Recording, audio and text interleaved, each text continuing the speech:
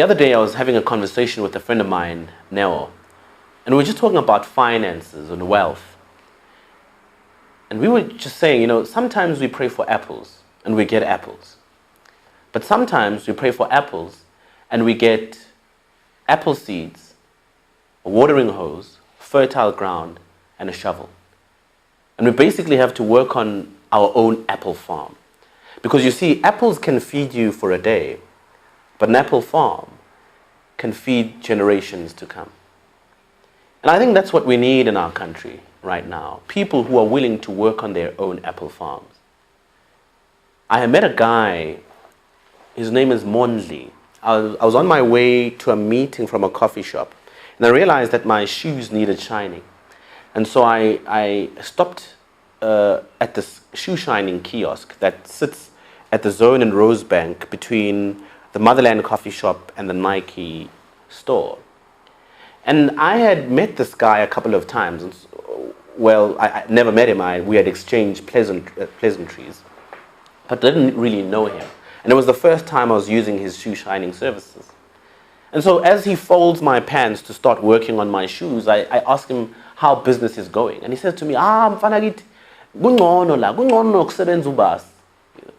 Implying that business is doing very well. And so I was intrigued by him. So I start asking him more questions, to find out how well business is doing.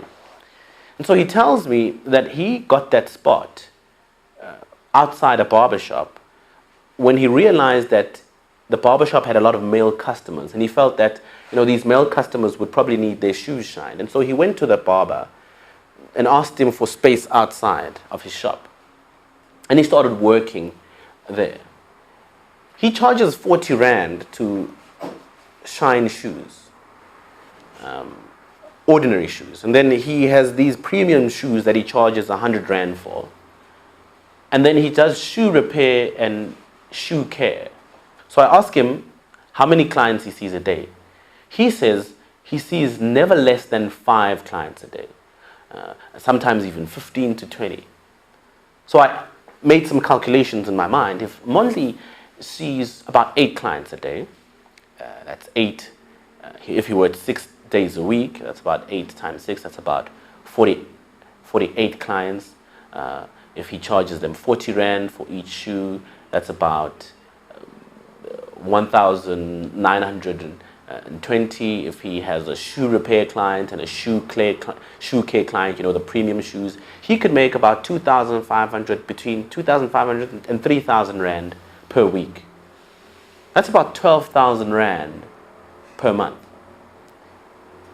I mean, if we minus his traveling costs, his material costs, Mondli probably takes home about 7,000 to 8,000 Rand a month.